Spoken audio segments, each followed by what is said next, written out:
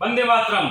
साथियों, अभी मेरे समक्ष एक प्रकरण आया है मुरैना बड़ा गांव से, जिसमें कि आशीष तोमर जो है मुरैना बड़े गांव के निवासी हैं और उनके साथ दिनांक 18 तारीख को उन पे प्राण घातक हमला किया जाता है। उनकी गाड़ी के आगे ट्रैक्टर लगाया जाता है, पीछे गाड़ी के आगे ट्रैक्टर लगाया जाता है और उनको बीच में दबा दिया जाता है। उनके ऊपर जानलेवा हमला किया गया है और उसके बाद उनके ऊपर फायरिंग भी की जाती है। किसी तरीके से वो युवक बच के थाने में जाता है। थाने का भी वीडियो मेरे पास आता है। करीब काफी लोग हैं वहां, इस बात के गवाह हैं, इस बात के सबूत हैं कि आशीष तोमर के साथ अन्याय हुआ है, आशीष तोमर के साथ अपराध घटित हुआ है। लेकिन आज 48 घंटे से भी ज्यादा हो चुके हैं और राजनीतिक दबाव में, वहां के राजनेताओं के दबाव में आशीष तोमर को न्याय नहीं मिल रहा है। टीआई जो है दिमनी, उन्होंने जांच का बोल के अभी तक एफआईआर नहीं की है। तो मैं टीआई दिमनी से पूछना चाहता हूं और तथा कथित वहां के राजनेताओं से पूछना चाहता हूं। राजनेताओं से तो मैं अभी थोड़ी देर में मैं पूछूंगा, पहले मैं टीआई से दिमनी से पूछना चाहता हूं कि अगर कोई व्यक्ति आपके पास आता है और एफआईआर दर्ज कराने आता है तो आपने किस अधिकार के तहत उसकी एफआईआर रोक रखी है, बताएं आप। अगर आप जवाब नहीं देंगे तो आपको जवाब देना पड़ेगा। आपको राष्ट्रीय मानव अधिकार आयोग, भारत सरकार में जवाब देना पड़ेगा, माननीय प्रधानमंत्री कार्यालय में जवाब देना पड़ेगा और आपको जल्दी सुप्रीम कोर्ट ऑफ इंडिया में जवाब देना पड़ेगा। आप इस तरीके से कानून का मजाक नहीं उड़ा सकते, कानून का मखौल नहीं उड़ा सकते। और मैं तथाकथित राजनेताओं को बोलना चाहता हूं कि वो वहां के जनप्रतिनिधि बन के बैठे हुए हैं, वो वहां के सांसद बन के बैठे हुए हैं, वो वहां के विधानसभा अध्यक्ष बन के बैठे हुए हैं और जातिगत तुष्टीकरण की बात कर रहे हैं। उन लोगों ने स्पष्ट, ये वीडियो भी हमारे पास आए हैं, हमारे कुछ लोगों ने वीडियो भेजे हैं जिसमें ये स्पष्ट साफ प्रूफ हो रहा है कि राजनीतिक लोग दबाव में आशीष तोमर की एफआईआर करवाने से रोक रहे हैं। मैं उन राजनेताओं से कहना चाहता हूं कि आप लोगों ने तोमर घाट के, हमारे दिमनी विधानसभा से, हमारी मुरैना लोकसभा से तोमर घाट के हर व्यक्ति का आपने वोट लिया, किसी एक जाति का वोट नहीं लिया है। आप जातिगत तुष्टीकरण की राजनीति बंद करें और न्याय के साथ खड़े हों। संविधान को पढ़ें आप, संविधान क्या कहता है। आप जनप्रतिनिधि हैं और आप इसी तरीके से दबाव डालकर, थाने में दबाव डालकर इस तरीके से गैर राजनीतिक कार्य ना करें, नहीं तो इसके लिए आपको भारी कीमत चुकानी पड़ सकती है। जनता के जो अधिकार हैं उनको दबाने का आप जो कार्य कर रहे हैं, अपने मन मुताबिक थानों को चलाने का काम कर रहे हैं, अपने मन मुताबिक प्रशासन को चलाने का काम कर रहे हैं, ये हरगिज बर्दाश्त नहीं किया जाएगा।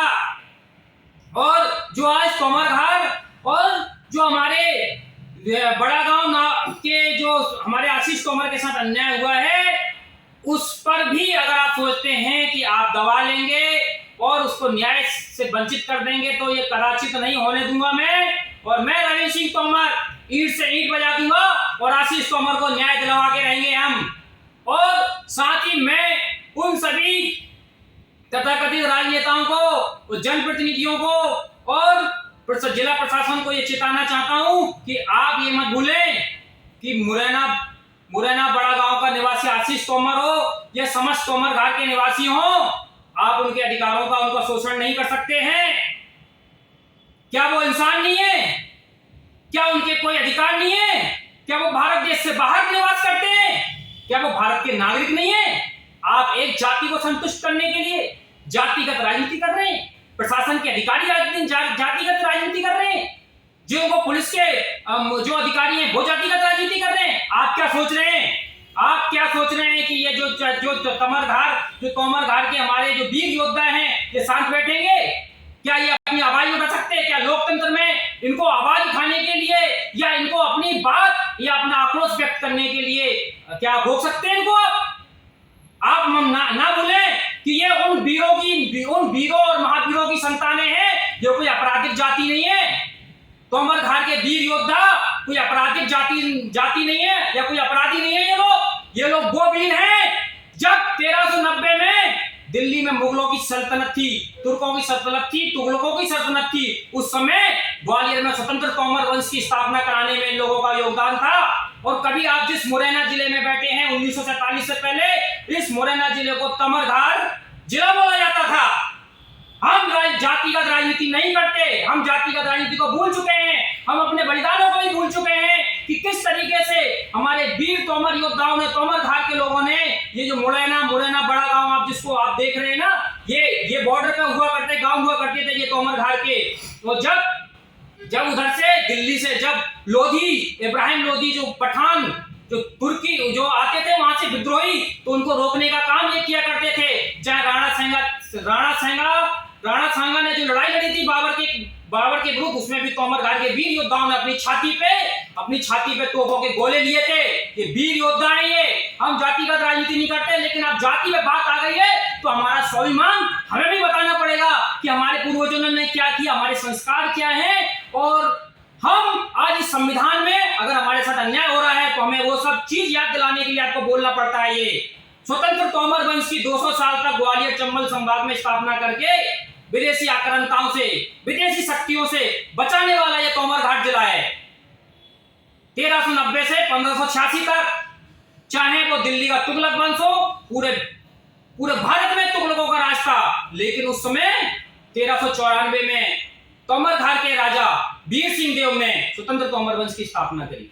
उसके बाद बहलोल लोधी आए। बहलोल लोधी ने पूरे उत्तर भारत को अपने कब्जे में कर लिया, दिल्ली को कब्जे में कर लिया, लाखों लोगों को यातनाएं दी गई। लेकिन हमारे ग्वालियर चंबल संभाग और समस्त मध्य प्रदेश और साथ ही राजस्थान को में स्वतंत्र तोमर वंश और सिसोदिया वंश की जो स्थापना की है, मेवाड़ के सिसोदियों ने, ये दोनों वंशों ने इस क्षेत्र को बचा के रखा है स्वतंत्र। कभी इस वंश ने कभी गद्दारी नहीं करी। ये बहादुरों का खून है।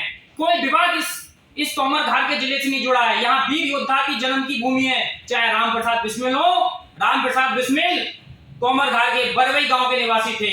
राम प्रसाद बिस्मिल जो कि राम प्रसाद सिंह तोमर उनका मूल नाम था, लेकिन क्रांतिकारी गतिविधियों से अपने नाम को उन्होंने छिपाना पड़ा, इसलिए वो अपने नाम के आगे बिस्मिल या कहीं अज्ञात भी लिखते हैं। और वो भी तोमर घाट की धरा से जन्मे हुए व्यक्ति थे।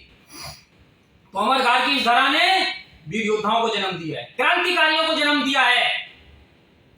लेकिन ये प्रशासन ये चाहता है कि तोमर घाट के योद्धा, तोमर घाट के वीर योद्धा फिर से बागी बने, फिर से पहाड़ों में जाएं।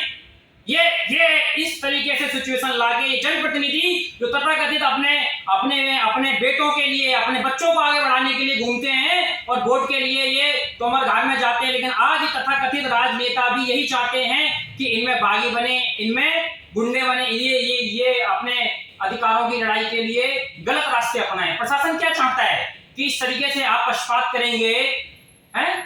तो क्या वर्ग संघर्ष करवाना चाहते हैं आप? अब ये चाहते हैं कि वर्ग संघर्ष हो, अब ये चाहते हैं, या उन लोगों को, या आप उनके अधिकारों का दमन करेंगे तो वो कौन सा रास्ता अपनाएंगे? ये आप ये चाहते हैं कि फिर से पान सिंह तोमर पैदा हो, गड़ौसा में जो हमारे पान सिंह तोमर बागी पैदा हुए थे, या आप ये चाहते हैं कि लाखन सिंह सलौली गांव के उस जैसा कोई फिर से बागी यहां पर पैदा हो? आप चाहते हैं कि मान सिंह जैसे बागी यहां पर पैदा हो? आप अगर ये नहीं चाहते हैं तो ये वर्ग संघर्ष की स्थिति छोड़ दें। आप अंतिम रास्ता चुनने को आप मजबूर ना करें किसी को भी। वर्ग संघर्ष होने की संभावना दिख रही है। इस तरीके से उनके अधिकारों का दमन किया जा रहा है। इससे पहले भी एक घटना आई थी मेरे समक्ष। एक व्यक्ति थे दिवनी विधानसभा के, 2023 की विधानसभा चुनाव में उनका घर तोड़ दिया जाता है, उनका पूरा घर तोड़ दिया जाता है। एक गरीब व्यक्ति का घर तोड़ दिया जाता है। अपराध क्या था? उनके परिवार में किसी व्यक्ति से कोई अपराध घटित हुआ था। अपराध घटित उस व्यक्ति ने अपराध किया है, गोली चलाई है, किसी की जान से मारा है, आप उसे सजा दो। कानून में लिखा होगा फांसी दो, लेकिन ये कौन सी राजनीति है कि आप उसका मकान तोड़वा दोगे बुलडोजर लाके? कितने रोज बलात्कार होते हैं, कितने बलात्कार होते हैं। मुरैना में अभी 6 महीने पहले एक किसी जाति विशेष के लोगों ने एक दलित लड़की पर बलात्कार किया था, तोड़ दिया उसका घर आपने। मैं विधानसभा अध्यक्ष जी और वहां के विधायक जी से ही पूछना चाहता हूं, ये तुष्टिकरण की राजनीति क्यों की जा रही है जाति विशेष के साथ? क्या तोमर जाति में पैदा होना क्या अपराध हो चुका है अब तोमर घाट में? क्या उन वीर योद्धाओं के वंशज, अनंतपाल तोमर के वंशज, जिन्होंने मोहम्मद गौरी से लड़ने का काम किया, जिन्होंने सर्वप्रथम देश के लिए अपनी कुर्बानी दी, जिन्होंने विदेशी आक्रांताओं को 200-250 साल तक रोक रखा है, और आज तोमर घाट में ऐसा स्टेट में गढ़ी बना के, मैं तोमर वंश की नई स्थापना करके कई वर्षों तक मुरैना और अपने ग्वालियर और मध्य प्रदेश में घुसने से उन विशेष आक्रांताओं को आज आज उनके जो जाति समूह के लोग हैं उनके वंशजों पे क्या इस तरीके से चुन चुन के अत्याचार किया जाएगा? क्या उस जाति में पैदा होना अपराध हो गया है? आप बताएं। मैं जाति की बात इसलिए कर रहा हूं क्योंकि अब जाति की बात ही चल रही है। अब जाति की बात ही चल रही है हमेशा। अब राजनीति की बात ही चल रही है। संविधान तो ताक पे रख दिया है, तो जब संविधान को ताक पे रख दिया है तो वर्ग संघर्ष के लिए आप भी तैयार रहें। हो सकता है अगर आप कानून को हाथ में लेंगे तो सामने वाला भी कानून को हाथ में लेगा, लेकिन मैं कानून को हाथ में लेने के लिए किसी से नहीं कहता हूं। और मैं ये बताना चाहता हूं कि कोई भी राजनेता उस प्रकरण में कितना भी राजनीति कर ले, चाहे वहां के सांसद राजनीति कर ले, चाहे वहां के विधायक राजनीति कर ले, वहां के टीआई कितनी थाने के राजनीति कर ले, लेकिन मानव अधिकार सामाजिक न्याय आयोग भारत के संविधान को मानता है, भारत के संविधान पे चलता है। और मैं चैलेंज करता हूं तीनों लोगों को, आशीष तोमर के प्रकरण में हम एफआईआर करवा के रहेंगे और न्याय दिलवा के रहेंगे। हम संविधान के आर्टिकलों को मानते हैं और संविधान अपराध घटित हुआ उस व्यक्ति के साथ उसकी एफआईआर करवा के रहेंगे। और मैं सभी से कहना चाहता हूं कि आप सब लोग भी जागरूक मतदाता बने। ऐसे लोगों को सिर्फ ये मत सोचिए कि मेरे जाति का है तो उनको हम वोट दे देंगे, जिता देंगे, कि मेरे घर का है, मेरे गांव का है। आप लोग आगे से भी ऐसे लोगों सचेत रहे जो अपने परिवार को, अपने बेटों को आगे बढ़ाने के लिए घूमते रहते हैं, और जब बात आती है न्याय अन्याय की तो हमेशा अन्याय का पक्ष लेते हैं। क्यों? क्योंकि उनका सपोर्टर वोट खिसक रहा है, उनका जाति, उनका कुछ ऐसा लगता है कि ये हमारे वोटर हैं। ये ऐसी राजनीति करने वाले लोगों को कभी ना चुने आप। ये आपको इसका खामियाजा भुगतना पड़ रहा है, भविष्य में और भुगतना पड़ेगा। और आशीष तोमर के प्रकरण में एफआईआर होगी, न्याय मिलेगा। भारत के संविधान पर हमें पूर्ण भरोसा है, मुझे भारत के संविधान पर पूर्ण भरोसा है, हमें न्याय मिलेगा। और जो भी व्यक्ति जातिगत राजनीति कर रहे हैं उनको अगले विधानसभा चुनाव में, अगले लोकसभा चुनाव में तोमर घाट का हर एक बच्चा, वीरों का बच्चा, ये अनंतपाल तोमर और मानसिंह तोमर के वंशजों का गांव है, ये वीरों के वंशज हैं। और अगले विधानसभा चुनाव में हमको सबक सिखाने का काम करेंगे। जय हिंद, भारत माता की जय, जय चिल्लासन माता की।